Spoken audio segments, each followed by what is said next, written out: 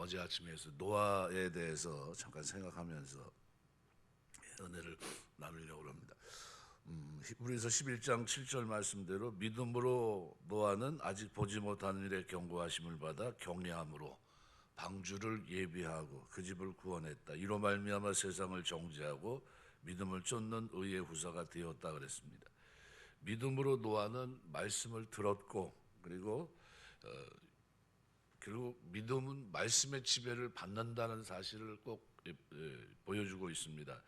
하나님의 심판에 관해서 말씀을 들었을 때 아무런 징조가 없었지만 아직도 보지 못했고 그런데도 말씀이 그대로 이루어질 것을 믿었기 때문에 방주를 예비했습니다. 그래서 120년간 낙심하지 않고 의를 전파했다 이렇게 표현하고 있습니다. 그래서 세상을 정죄하고 심판을 예고하는 노아를 세상 사람들은 어떻게 봤을까? 그런데 세상 사람들이 그를 어떻게 보느냐는 별로 중요하지 않습니다. 왜냐하면 하나님이 그를 어떻게 보느냐 이것이 중요합니다. 그래서 6장의 시작은 인간의 번성과 동시에 타락과 부패로 얼룩져 있습니다. 그래서 경건한 자와 타락한 자가 뒤섞이게 됩니다. 하나님의 심판을 초래하게 만드는 여러 가지 죄악의 원인들이 하나 둘씩 나타나기 시작합니다. 이 추악한 모습을 보신 하나님께서 부득이 개입하게 됐어요. 그래서 어제 아침에도 잠깐 생각했지만 3절 말씀에 보면 여호와께서 이르시되 나의 영이 영원히 사람과 함께 하지 아니하리니 이는 그들이 육신이 됨이라. 그래서 그들이 이제 완전히 같이 할 수 없을 정도로 흔들리는 짐승이 된 겁니다. 동물이 됐다는 거예요. 그래서 그들의 날은 그래서 120년이 되리라. 아주 특정을 해버렸습니다. 그래서 하나님의 신의 단절 선언을 했고요. 4절에서는 이 쾌락과 방종, 폭력, 타락이 판을 치는 세대입니다. 그래서 당시에는 네피림이 있었고 후에도 하나님의 아들들, 사람의 딸들과 들어와 자식을 낳았으니 그들은 용사라 고대 명성이 있는 사람들이었더라. 그 다음에 5절에서는 인간들의 죄악을 자세히 하나님께서 관찰하십니다. 사람의 죄악이 세상에 가득함과 그의 마음으로 생각하는 모든 계획이 항상 악할 뿐임을 보셨고, 그래서 마음이 굉장히 중요하다는 것을 다시 한번 인식하게 되고요. 6절에서는 하나님께서 인간을 창조하신 것을 한탄하십니다. 후회하시고, 또 7절에 가서는 하나님께서 세상을 불러 심판하시기로 결단하십니다. 그래서 내가 창조한 사람을 내가 지면에서 쓸어버리되 사람으로부터 가축과 기는 것과 공중의 새까지 그리하리니 그래서 이는 내가 그것들을 지었음을 한탄함이라. 그런데 8절에 가서는 그러나 노아는 여호와께 은혜를 입었더라. 히브리 말로는 왜 노아 헨 부에네 여호와 이렇게 되어 있습니다. 부에네라고 하는 이 단어는 눈에 띄었다라는 거예요. 눈에 띄었다. 그러나 노아는 여호와의 눈에 띄었다. 은혜를 입었다는 겁니다. 우리 신앙생활하면서 눈에 띄어야 되겠죠. 그래서 눈에 확 들어왔다 이런 뜻입니다. 의로운 노아가 하나님의 눈에 확실하게 띄었다는 겁니다. 그 시대 모두가 죄악 속에 있었는데 누구만큼은요? 노아만큼은 그 길을 걷지 않았다는 거예요. 노아만큼은 하나님의 은혜를 입었는데 하나님의 눈에 확 들어왔다는 겁니다. 저게 누구지? 그랬던 거죠. 그래서 하나님의 눈에 띈 노아, 이제 하나님은 그는 어떤 사람입니까? 하나님 앞에 의인이었고 당대 완전한 자였고 하나님과 동행하는 자였다는 겁니다. 그는 다른 삶을 살아갑니다. 전혀 모든 사람들이 어떻게 됐습니까? 육신이 되었는데 그런데도 그 속에서 노아는 어떻게 하나님의 눈에 띄었다는 겁니다. 그래서 당시 사람들은 이 믿음이 어그러지고 도덕은 어떻게 될까요? 도덕도 무너져 내리고 온 땅이 어떻게 폐괴가 충만했고 강포도 가득 찼고 그러니까 폭력만이 횡행하는 그런 사회가 됐고요. 영역은 사라지고 또 온 땅에 타락이 넘칩니다. 경건이 사라지고 부패 음행이 창궐하고 우리가 마지막 때를 살아가면서 하나님이 우리에게 주신 은혜는 눈에 띄게 우리의 삶에 두드러지게 나타나야 될 모습이 있습니다. 동행하는 모습이에요. 동행. 하나님 앞에 은혜를 입은 사람들의 모습, 동행하는 모습, 최선을 다해서 의의 길, 전가받고 의의 길을 걸어가는 모습, 이런 모습이 우리에게 있어야 됩니다. 그래서 노아가 하나님께 받은 심판의 명령, 그 내용을 쭉 보시면 하나님은 심판의 날을 정합니다. 이제 끝해야 되겠구나. 그래서 13절 말씀에 보면 이렇게 표현합니다. 그 끝날이 내 앞에 이르렀으니, 모든 육체의 끝이 내 앞에 있다는 겁니다. 이것은 3절에서 이는 그들이 육체가 됨이라 하신 대로 영력은 사라지고 폭력만 남은 육체를 중심으로 짐승처럼 살아가는 사람들의 육체를 심판하기로 하셨다는 거예요. 굉장한 안타까운 장면이고요. 두 번째는 홍수로 심판하시기로 결정을 합니다. 그래서 우리 읽질 않았지만 17절 보면 내가 홍수를 땅에 일으켜 무릇 생명의 기운이 있는 모든 육체를 천하에서 멸절하리니 땅에 있는 것들이 다 죽으리라, 이렇게 얘기해요. 그러니까 내가 홍수를 일으켜 땅에 있는 모든 것을 심판하겠다는 겁니다. 그리고 세 번째는 11절 오늘 보면 그때 온 땅이 하나님 앞에 부패하여 포악함이 땅에 가득한지라, 이 땅이라고 되어 있는데요.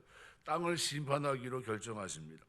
그때 온 땅이 하나님 앞에 이렇게 됐다고 했는데 땅이 무슨 죄를 지었고 무슨 잘못을 범했습니까? 이 아레츠라고 하는 이 말은 단순한 대지를 말하는 것이 아닙니다. 땅만을 가리켜 말하는 것이 아니라 하늘에 대비된 땅으로서 사용된 의미입니다. 그러니까 하나님 나라에 대해서 세상 나라를 말하는 것으로 이 세상 나라에 속한 모든 죄악들을 심판하겠다고 하는 의지를 밝히신 겁니다. 그러니까 물로 홍수를 이루어서 온 땅을 덮을 것이라는 경고입니다.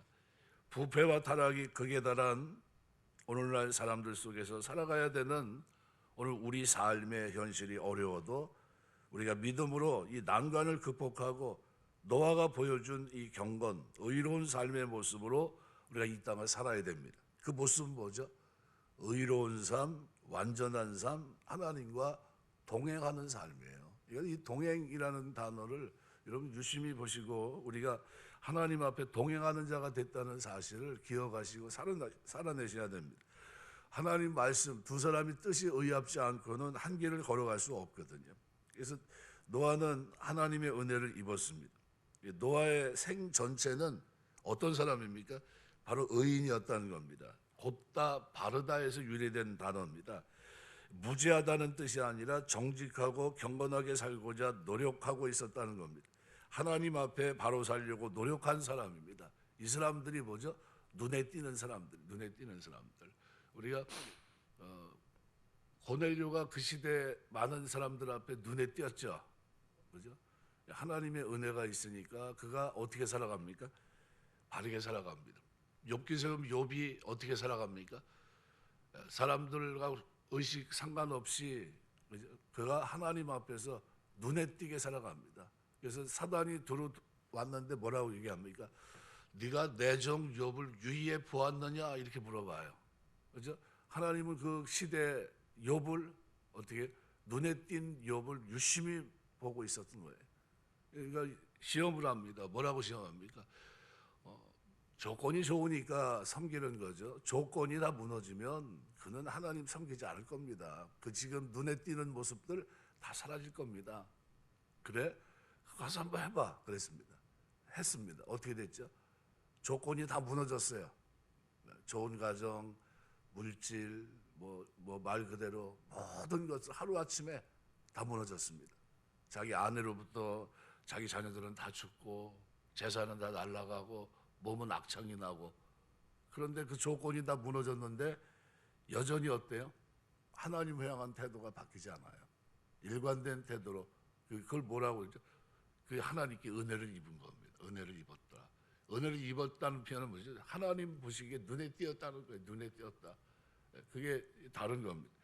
그래서 우리 신앙생활 하면서 하나님 앞에 의인으로 눈에 띈 모습으로 이제는 변화된 모습으로 살아가게 되시길 주의 이름으로 축원합니다. 지난 날에는 죄악의 모습이지만 이제는 눈에 띈 모습이 돼요. 은혜를 입은 자의 모습.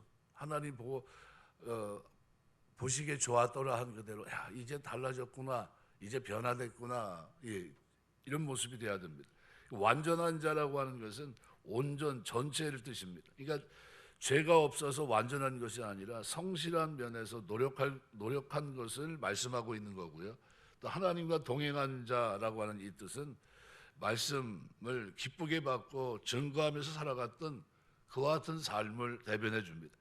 그러니까 이러한 노아에게 하나님은 눈에 띈 노아에게 은혜를 베푸신 거예요. 그래서 아무리 봐도 이 노아의 사정을 가만히 들여다보면 조건이 아무런 문제가 되지 않아요. 그죠? 마지막 때를 살아가는 오늘 우리에게 가끔 이런 얘기를 합니다. 아유, 세상에 요즘 다 이렇게 가요. 이렇게 살지 않은 사람이 하나도 없습니다. 다 무너진 것 같고요. 누가 요즘 그렇게 삽니까? 이렇게 얘기해요. 그런데 그 조건은 다 무너졌는데 그런데도 그 속에서 하나님의 은혜를 입은 자들은 어떻게 살아가죠? 동행하는 겁니다. 동행. 말씀을 쫓아 동행하고 그 삶에 의인의 삶이 있습니다. 아무리 타락한 시대에도 하나님께서는 선한 사람들을 그루터기로 보호하신다는 사실을 잊지 마셔야 됩니다.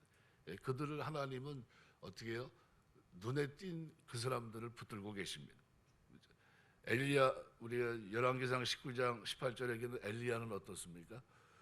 그 시대 모두가 다 무너졌는데 그는 은혜를 입어요. 은혜를 입습니다. 그리고 그 호열단신 혼자인 것 같은데 하나님은 그와 함께 하시며 기적을 행하시고 이스라엘 백성들을 깨우는데 글을 쓰십니다. 또 타락의 시대 믿음의 사람들은 그래서 더 신앙심이 깊어지는 것을 볼 수 있습니다. 우리가 우리 이 시대가 지금 그런 시대가 아닌가 이렇게 생각이 됩니다.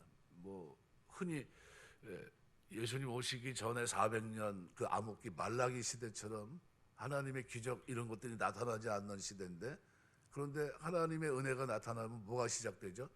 기적이 막 동반됩니다. 기적이 일어나고 변화의 역사가 일어나고 그런 일이 이 한국을 중심으로 해서 일어나게 되지 않을까. 하나님이 이 땅을 그냥 괜히 그렇게 은혜를 주시고 있는 게 아니라요, 기대하시는 것, 목적이 있기 때문에 그렇게 하시는 겁니다. 세 번째는 노아는 어떻게 하든지 자신의 가족들이 죄악이 물들지 않도록 힘쓴 사실을 알고 있습니다. 최선을 다한 거죠. 우리 여호수아 24장 15절 오직 나와 내 집은 여호와를 섬기겠노라. 늘 기도하면서 하나님 앞에 나가야 됩니다. 요한복음 17장 같은 말씀이면 다락방 강화 우리 예수님께서 이제 십자가를 지시기 전에 제자들에게 이제 말씀하셨던 그 내용들인데, 특별히 기도에 대해서 말씀하십니다. 근데 기도에 대해서 뭘 놓고 기도하라고 얘기하십니까?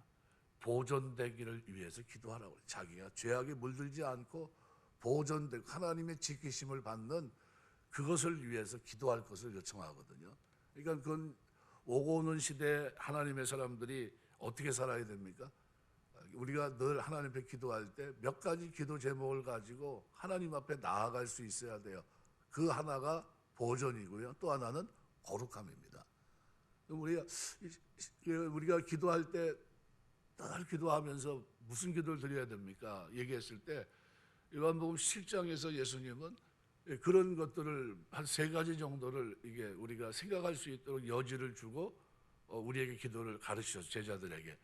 그럼 우리가 이 시대를 살아가면서 늘 기도하지만 기도를 가르치신 주님 앞에서 드려야 될 기도가 뭐죠?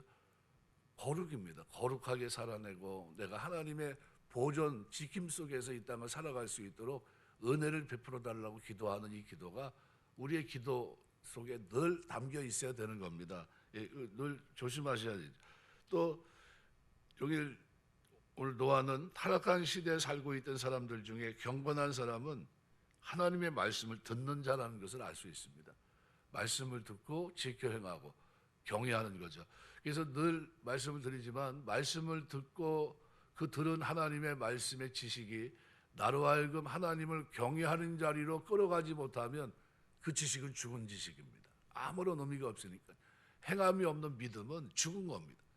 영혼 없는 몸이 죽은 것 같이 행함이 없는 믿음은 죽은 겁니다. 내가 가지고 있는 지식이 아무 의미가 없어요. 내가 가지고 있는 지식이 살아있는 지식이 되려면 어떻게 해야 됩니까? 그 지식을 받고 살아가야 됩니다. 오늘 본문의 노아는 어떤 사람입니까? 눈에 띄었다는 거예요. 눈에 띄었다. 이런 사람이 있구나. 여호와께 은혜를 입은 사람이 있었구나. 이게 모두가 여호와 이름을 부르지 않던 세대 여호와 이름을 부르더니 셋 계열에서 이렇게 하나님께서 어떻게 해요? 남은 자를 남겨놓으신 거예요. 그를 통해서 하나님은 영광을 받으신 겁니다. 창세기 18장 11절에 보면 여호와께서 가라사대 나의 하려는 것을 아브라함에게 숨기겠느냐 이렇게 얘기했는데요. 소돔성의 멸망을 사전에 롯에게도 말씀해 주셨습니다. 엘리 제사장 가문의 비극적인 종말은 나중에 사무엘을 통해서도 알려줘요. 사무엘상 3장 18절. 그죠? 그 사무엘을 통해서 그 집안이 어떻게 될 것인지 설명을 쭉 합니다.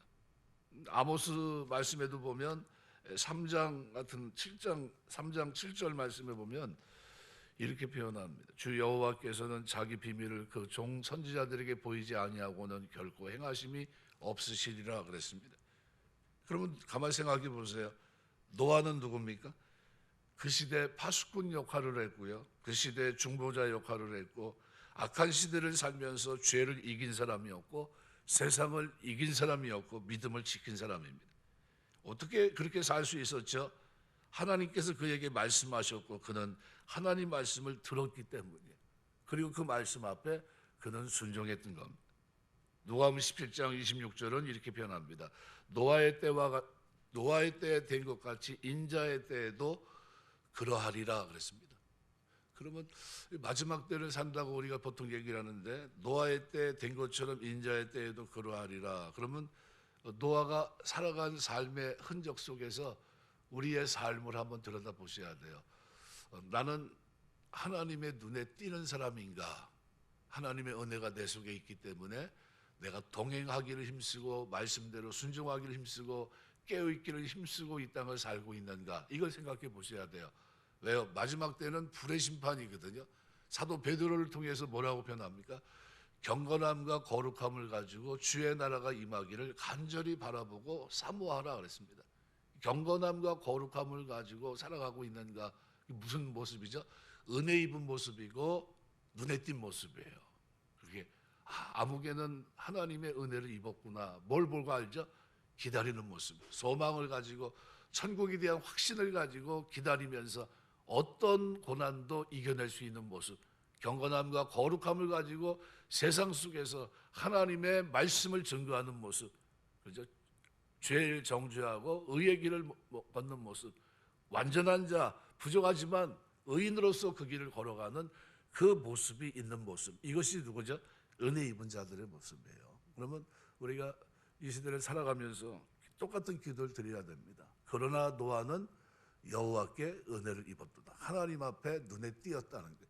하나님, 내가 이 시대를 살면서 하나님 눈에 띄는 사람으로 살아갈 수 있도록 도와주시옵소서. 내게 준 말씀이 내 삶을 바꾸고 내 마음을 바꾸고 인생을 바꾸고 소망 가운데 살아가며 주와 함께 동행하며 이 땅에서 경건함과 거룩함을 가지고 주의 나라가 임하기를 간절히 바라보고 사모하며 살아가는 이 삶이 내 삶에 분명하게 보일 수 있도록 하나님 도와주시옵소서. 이것이 눈에 띈 모습이고 은혜 받은 모습이고요, 성령 충만한 모습입니다. 저와 여러분의 삶 속에 이런 아름다운 모습, 노아의 때가 된 것 같이 인자의 때에도 그러하리라. 요한계시록 18장 4절은 이렇게 말합니다. 내 백성아, 거기서 나와 그의 죄에 참여하지 말고 그의 받을 재앙들을 받지 말라. 우리 세상의 죄악이 관영합니다. 이제 점점 덮여지고 있어요. 그리고 이것이 어떻게 됩니까? 마지막 때 심판을 받게 되겠죠. 거기에서 눈에 띈 사람들은 어떤 사람입니까? 죄와 싸우는 사람이고 죄를 이기는 사람이고 세상을 이기는 사람이고 하나님의 말씀을 쫓아 경건하게 사는 모습이에요. 이것을 여러분 놓치지 마시고 살아가면서 하나님 앞에, 하나님은 은혜 입은 자들에게 어떻게 해요? 비밀로 하지 않습니다. 그래서 나의 하려는 것을 아브라함에게 숨기겠느냐? 롯에게도 알려주셨고요, 엘리 제사장의 가문의 비극을 사무엘에게 알려주셨고 아모스 선지자를 통해서 내 하는 모든 것을 다 알리셨어요. 우리는 이 시대의 파수꾼이고 중보자입니다. 이 악한 시대를 살아가면서 죄를 이기고 세상을 이기면서 거룩하고 경건한 백성으로 하나님의 눈에 띈 자로 이 땅을 살 수 있는 그런 축복이 저와 여러분의 믿음 생활 속에 늘 충만케 되시길 주의 이름으로 축원합니다. 기도하겠습니다.